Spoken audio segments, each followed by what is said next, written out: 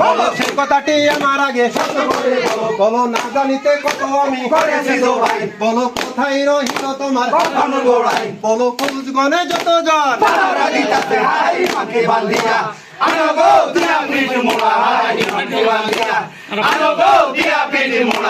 ইমামকে বান্ধিয়া আনো বলো কুলের শরম রাখি ভ্রমণ বলো কেবল ভরসা করি বলো কারাগারে রাখি কারে বলো সকল বিবেক জানতে পারলে